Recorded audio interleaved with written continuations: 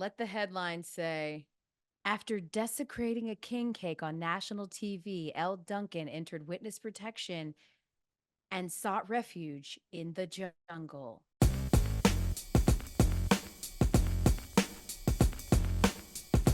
Welcome to the Elle Duncan Show. I'm Elle Duncan. It's featuring Gary Striewski. Gary is coming to you from his home in Connecticut. That's right. No, maybe that is not. Is that your New Hampshire home? Elle, I am at the Tipsy Moose Mountain Chalet here in beautiful Oh, Guilford, New Hampshire, which is probably on the opposite side of every spectrum where you're calling in from because you got sunnies on and it looks like a sunburn. yeah. I am rocking a monster sunburn. I Okay. am wearing sunglasses. I was not joking. I didn't actually enter witness protection program. I always planned on going straight from the set of Baton Rouge for game day to Panama. Um, all respect to the people who are sending me recommendations for Panama City Beach. That was where I would frequent in high school. I have not been to the Redneck Riviera in some time. This is Panama, the country, Panama City. I am in the jungle. And I got to be honest with you, man. I am a big Central American fan. I have been to Costa Rica numerous times. I got married in Costa Rica, spent some time in Belize. It's dope.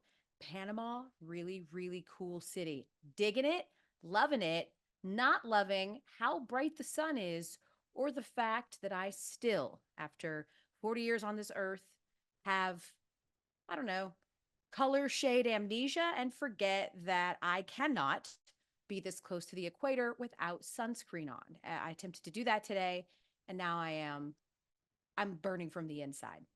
Yeah, Frankly, Shorty, you can't get that close to the equator and feel like you're going to win that one-on-one. look at that. Look at Damn, that Elle, bird. you were Look on a at that. boat I'm for real, showing for real. I was on a boat for only like 5 hours, and that's what happened. Look at that. That's gonna help For the those of you YouTube that subscribe. can't That's gonna see, help I the was going to YouTube say I'm subscribers. somewhat flashing Gary a little bit. I'm Yep. showing him more peck, Yep. than anything, but I'm giving him a Uh, little look, just a little taste. It looks yep. like I'm wearing a. Just so you guys are aware, when I took a shower earlier, my husband just exclaimed, "White titties!" So that's pretty Oh, much what we're doing. shout out Omar. Happy birthday to That's, him. I was like, awesome. So that's where we're at, guys. I had a thought that I thought it was super funny that you can go visit the Panama Canal, but it's like an actual just work site for people who like have to clock in. Meanwhile, you have tourists who are like, let's go visit the canal. Look at all these people working. Ah, this is so great. Yeah, they're like you're like waving at them. You're like, "Wow, this was like such a fun vacation for me." They're like, "Really? I'm loading like 600 million pounds of cargo. This sucks." I've been sweating for weeks. It's it's hot. It's very very hot. Well, Elle, I know that you put out I know you put out a public service announcement on Twitter I to try did. to find exactly where you could find Yeah. the championship games yesterday because Yeah. rain, shine, on the clock, off the clock, vacation or otherwise, we had some football to watch yesterday, and I think that today's Monday morning quarterbacking is at an absolute all-time high based off of what we saw in both of those games. AFC Championship, everybody's questioning Lamar, and then NFC Championship, everybody is questioning Dan Campbell as if him being daring and going for it on fourth down and trusting in his guys is like just some new thing he decided to do for the first time yesterday. Yeah. Watching Dan Campbell yesterday, I was like, "Man, this is exactly one of those things where it's like when you have a friend who's like slightly problematic, you call, you're like, he kind of will always do that thing. And like at first you call it like ballsy. You're like, man, that guy's got balls, man. He'll do anything. Like he's always willing to like do what he wants to do. That's great until he ropes you into it. And then, then you're just at a bar in Panama hanging out and you're in a fight because he just always has to go there. That's what it felt like watching this. It felt inevitable. Like we hyped him up too much, man. We hyped Dan Campbell up all year long. We Nope. empowered him to go for it on fourth down over and over and over and over. And because of that, this is what he did. The worst possible time for him to show how ballsy he is, to show how much chutzpah he's got, and he did it. I'm sorry, Gary. No, there's no excuse for this. What? Why? Why? Elle, I was worried about this exact situation before we got on this call. It's like, I really hope Elle doesn't fall into the bucket that a lot of our colleagues and counterparts and others in the industry are What, the correct one? finding themselves falling into. We can't fall in love with this guy for the way he's sort of taken the Bulls by the horn in his third season with the Lions and been daring and got them to 12 wins in the regular season. And this is why they're so good, because he trusts his guys and he goes for it on fourth down a third of the time in the regular season. And he converts at the highest clip that we've ever seen. And the first 15 times that he's got, or rather the past 15 times he's gone for it on fourth down leading into yesterday's game, he was like 14 of 15 or some ridiculous conversion rate. And then get mad at him for not converting by the same way we just got done hyping him up, praising him up, and being like, this dude is different. We can't be those people, Elle. We can't be that short-sighted and two-faced that we start calling this guy out for doing what he's done all season. I'm not being short-sighted at all, Gary. That's the point. The point is that I thought it was hilarious when he was funneling beers and doing his thing and getting the bar hype. But I also knew that at some point he was going to have to get in my car, and all that funneling beers meant he was going to puke in my car. And eventually that was going to be my fault. And that's how it felt with Dan Campbell. Like, we're not being short-sighted here. I knew that this was eventually going to bite him in the butt, because it almost always does. There's a reason that we've never seen anybody doing this at this clip, okay? It's because sometimes you got to know when to hold him, fold him, and walk away. And I understand that all of those instincts that got you here, you want to lean on. But at some point, also, coaching is calculating risk and mitigating risk when necessary. And it just felt like two very critical times you did not need to go for fourth down on that. You go up by 3 scores, and it would have essentially made the difference, hindsight being 2020. And he's standing by that. Here's what I appreciate about Dan Campbell. He's standing by it, right? He's like, listen, the same way that Mike McDaniel had to fall on that sword when Bradley Chubb got hurt, it was like, I got to stand by this. Hindsight's 2020. Wish I could go back and do it differently. Can't. Dan Campbell's like, I recognize that you're all going to, question whether I should have done that or not. But I don't regret these decisions at all, because it didn't work out this time, but next time it will. So I respect that, whilst also completely disrespecting the decision. I know you're super upset about it. If you removed the sunnies, if we didn't have the sunglasses, we would be able to see the fire in your eyes. I literally can't. Hey, the sun don't play around at the equator. Yeah, and we can't. It's actual. My eyes are actually burning from the sun. It's not fire; they're just on fire. We can't also pretend like a 47 and a 45 yarder are just like foregone conclusions outdoors in that environment with that special teams unit bearing down on a kicker. Like, if we're talking, I would even offer to side with you if it was a situation where it was like an inside the 30, if this was a chip shot for the Lions. But I mean, when he went for it on 4th and 2 and then 4th and 3 respectively, they were on the 30 and they were on the 28. So they're pushing 50 yarders. And I'm not trying to make excuses for him, but I guess I'm kind of trying to make excuses for him. Listen, you're using the analogy that, like, your friend who drinks too much at the bar, he's getting you in trouble, and now y'all getting arrested and you're spending a night in jail for the first time. But what you failed to mention, which I'm glad that you left this little silver lining, this little area of availability for me here, is you were the one driving. He was merely in your car when you threw up. It'd be all good, all right? If he was also the one driving, but you were the one driving.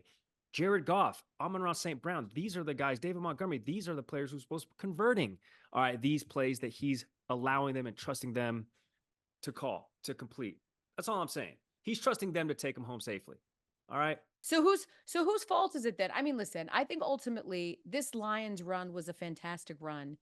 And I do feel like, honestly, if you're both teams, and I hate being that person because it somehow takes away from the team that won. I mean, Kansas City's defense was fantastic. We haven't even talked about that game yet. True. But if you're the Ravens, if you're the Lions, you are really left feeling like you should have won both of those games. That neither one of those teams, the Niners nor the Chiefs, did enough to wrangle it away from you. But I would tell you that that is the difference. We just experienced the difference between old money and new money. Yes. We did. We just experienced the difference between teams that are consistently there all the time and don't flinch, even when they're not having their best games, and teams who tighten up, are starting to feel the weight of the moment and can't meet the moment. I felt like that's what we watched with the coaching, with the quarterbacking. It couldn't have been more glaring, because not a single one of those 4 teams played their best game yesterday, But we saw the two that had the most experience walk away with those wins. I mean, the Chiefs, despite getting blanked, right, like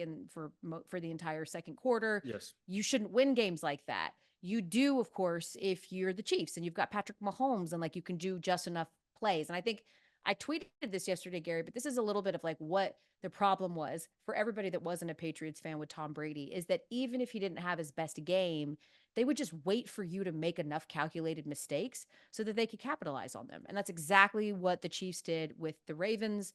And I hate this for Lamar. I hate this for Lamar because I'm in the jungle. I haven't watched a single second of ESPN. It's not really the same thing here anyway. I imagine our colleagues today are doing lots of like, when it comes to winning the big game, I think I saw a meme, Lamar Jackson is Zach Wilson. I mean, and Hmm. it's tough because he really did choose to have his worst game yesterday. And it's not just what the Chiefs were doing, Gary. It seemed as though, again, new money. We were watching Lamar try to prove that he was something as opposed to just seeing what the defense dictated and going from there. There were so many times he should have tucked and run, and it felt like he was adamant that he was going to stand in that pocket and stand tall. And it wasn't a good game, man. The Ravens changed their identity as well. I mean, it was one of the teams in the NFL that leads the league in rushing. I mean, they run the ball 50% of their offensive plays, and they flipped the script and went just a third of their offensive plays. The Chiefs defense was getting to Lamar at a clip that we've not seen him have to get pressure before. But I'll tell you, when I watched the opening drive of that game and the Chiefs elected to get the ball, receive it, or no, rather, they got the ball and their first drive, they drove down and scored a touchdown. I was like, this game's a wrap.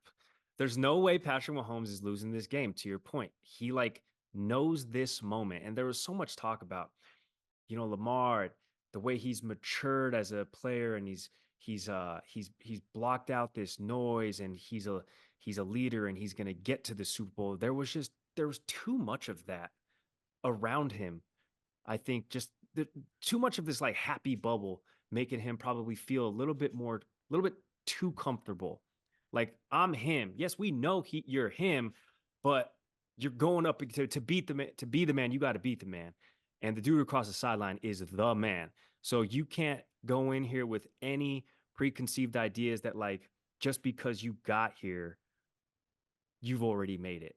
The interceptions that he threw, it was so uncharacteristically bad.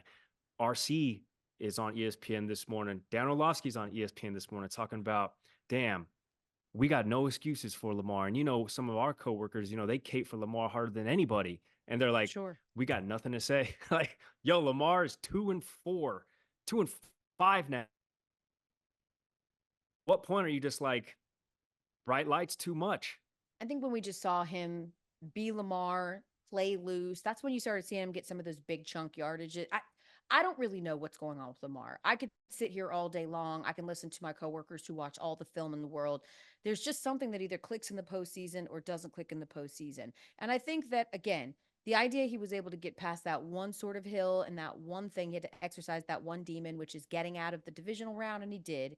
And now it's going to have to be going toe to toe with the Patrick Mahomes. But here's the thing, we can't do that to Lamar Jackson without saying the same exact thing to Josh Allen, who can't get by Patrick Mahomes. So last week, when everyone was making excuses for Josh Allen, like my guy Dan Orlovsky, and saying, the common denominator here is Josh keeps losing to Lamar Jackson. Josh keeps losing to Patrick Mahomes. We can't on one side say you have to excuse that Josh Allen keeps getting clipped by arguably the GOAT already, or one of them, right? He's going to be contending with Tom Brady for the GOAT. And then turn around and not say the same thing for Lamar Jackson, which is that, yes, he personally had a bad game. And I would say that if you just compare the personal quarterback game, right? Josh Allen, better in their loss than Lamar Jackson was in his loss, but still, like, there is something to be said for the idea of the Chiefs just being the Thanos at this point of the NFL. Their appearance in the Super Bowl has become inevitable, and it's going to take a perfect game to dismantle them. And it didn't even require a perfect game for the Ravens yesterday, which is why I think it's also disappointing, because they Yep. still had a chance with all the miscues to be in that at the end. I think that's what separates.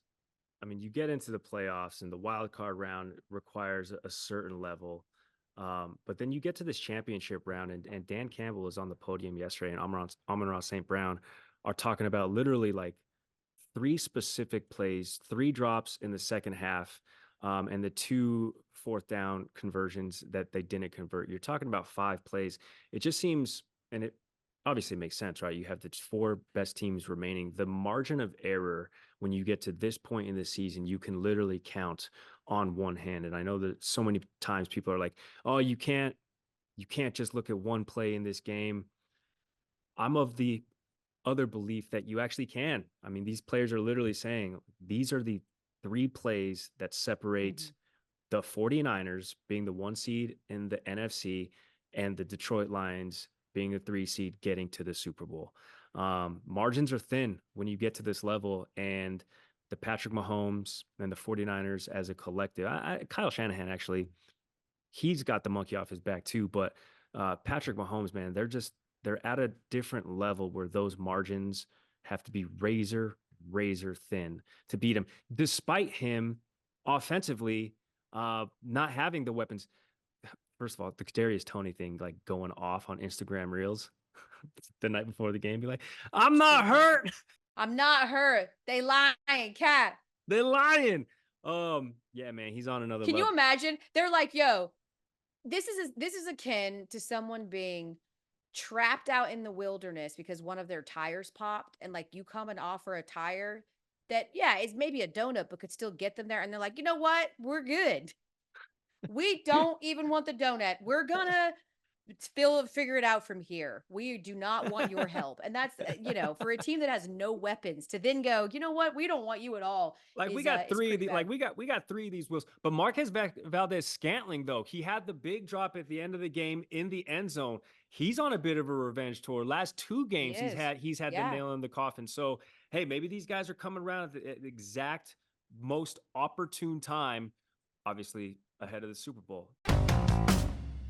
So the real question is, I'll be there. You will not be there. Will Taylor Correct. Swift be there? Because we now have the Taylor Swift Bowl. Here's the one thing that I'm already annoyed about. Because this idea of like, I see it in our doc right now. Did Taylor Swift ruin football? I'm not biting that. Boo. No, she's just there supporting her man. True. Here's what I'll say. This has already turned into, already I'm seeing quotes like, no, I'm going to let Usher do his thing. Wait, what? Why?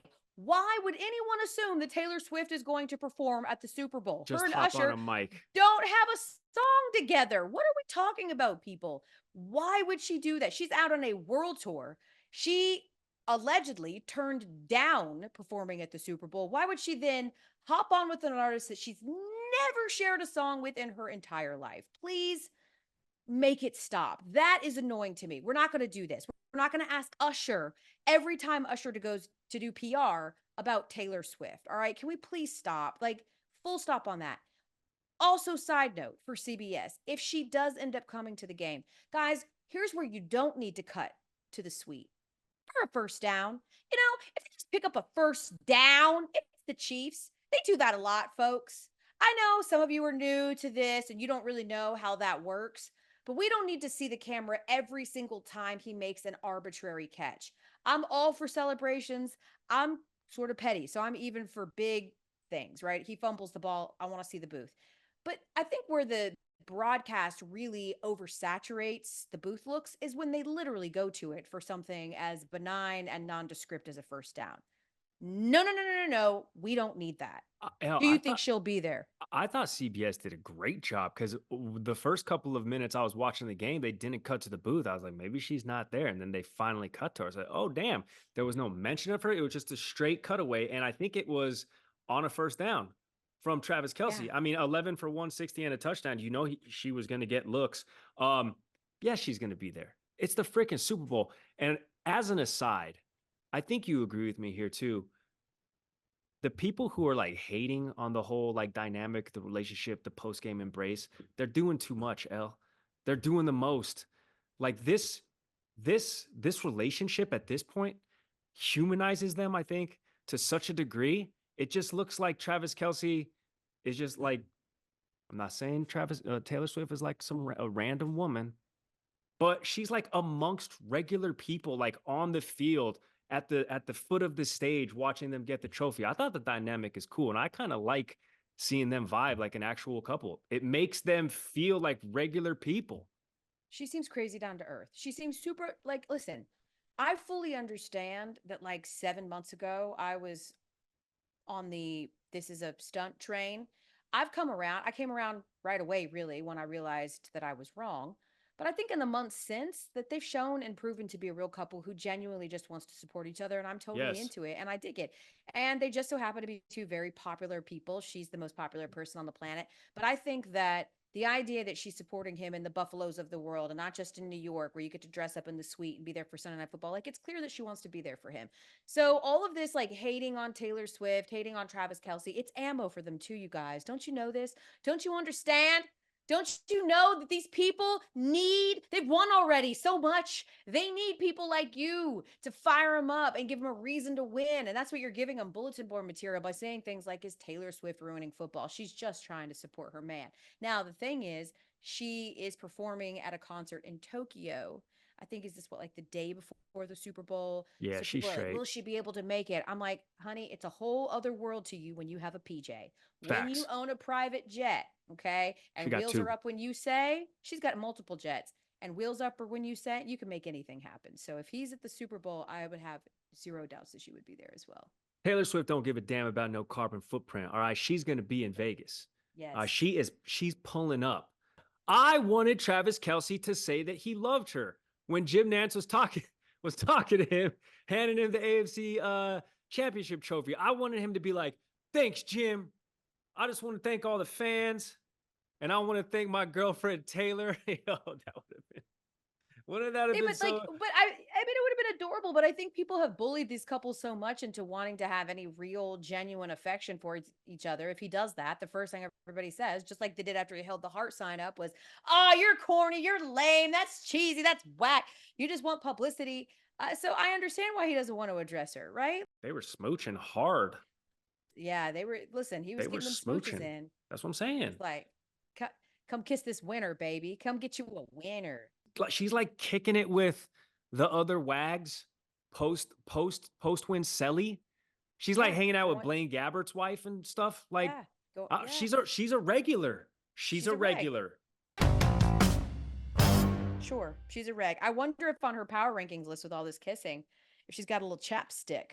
Oh, Heyo, we've decided, and by we I mean our fantastic producers, Chris Cologne, Sarah, Christina, to do something called a power ranking, which okay. essentially is our power rankings of the week. Just three random things this week that we're very much enjoying that are giving our life new purpose and meaning, at least for right now. But Okay. because we are a consumer in society, of course, next week we'll be on to something else. So that's how we'll end the show with the three things that are giving us the most good feelings right now. You start. Oh, okay. Well, I'm in New Hampshire right now, and I'm really, really thankful for my snowblower.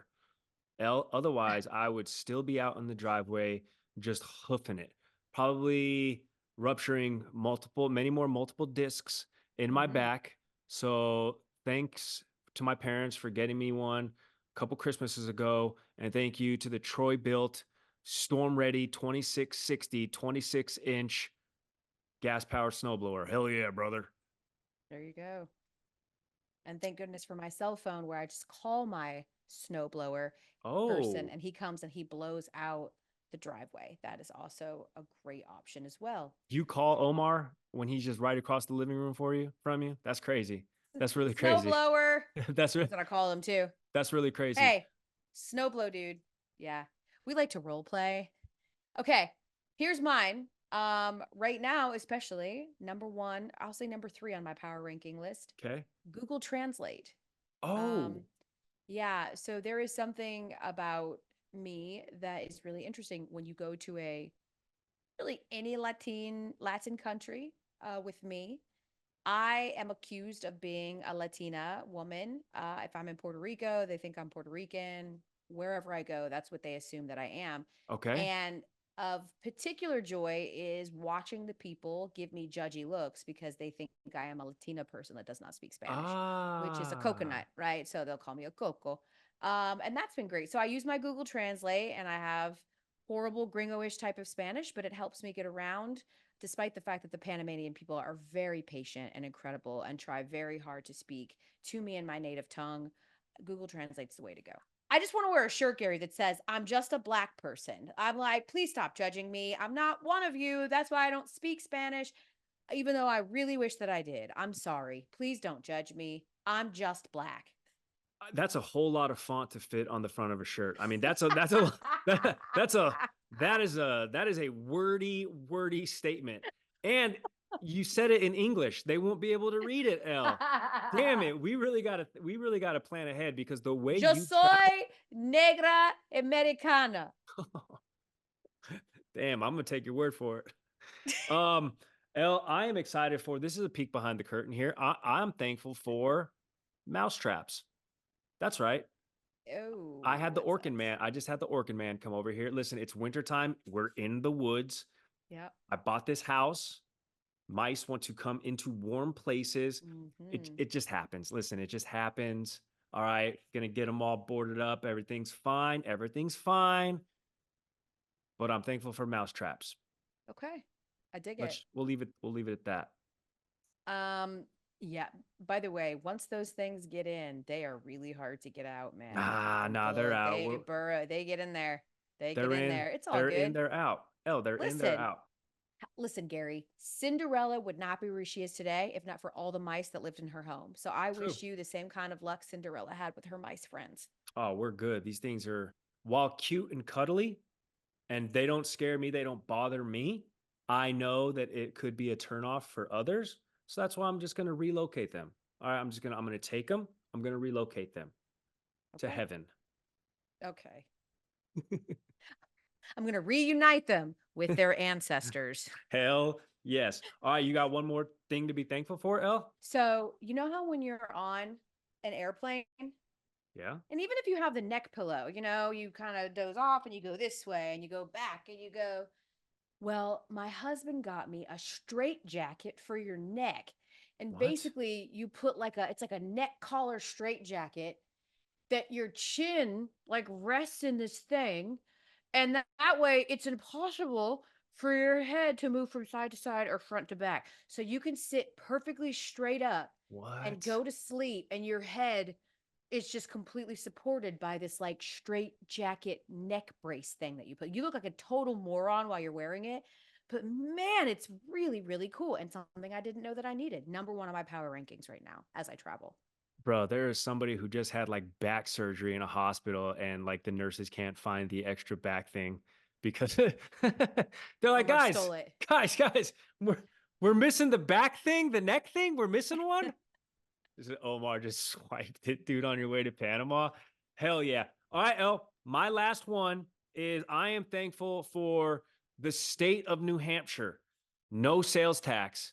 El, I'm just about to go buy some stuff. All Yeah. right. That's it. No sales tax, man. Yeah.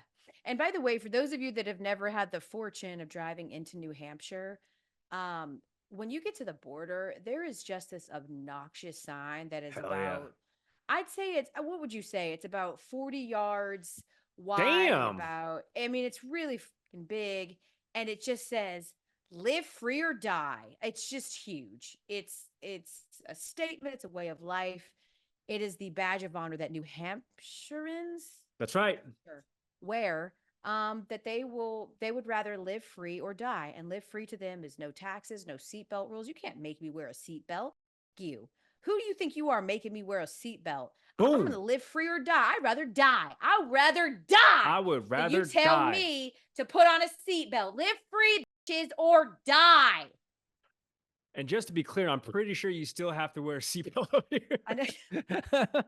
Standing on business. Listen, as we get out of here, we want you to know that this is the last time. This is the last time that the Elle Duncan Show featuring Gary Striewski will not also be a television show. Let's go, Let's folks. News that you go. may or may not have heard, which is that ESPN's popular podcasts are coming to a TV network near you. That TV network being ESPN2 That day for us being every Friday. Every Friday, 2 to 3, you can check out the Elle Duncan Show on ESPN2.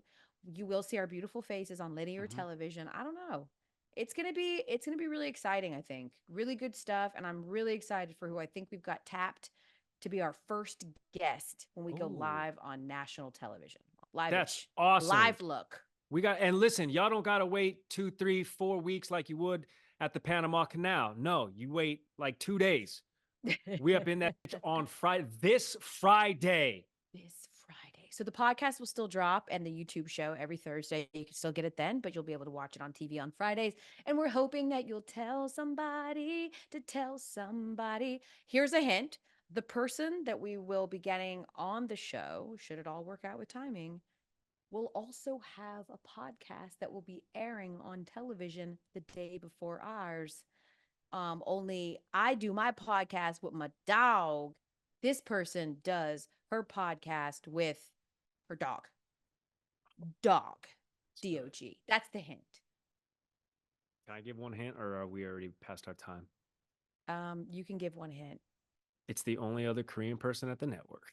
There it is. I knew your hint was going to really be the dead giveaway. So there it is. Next time you see our beautiful faces, will be on TV. Thanks for hanging with us. Hopefully, I've recovered and I longer have a horrific sunburn. And if I do, that's what makeup's for. Let's go. Peace out, Elle.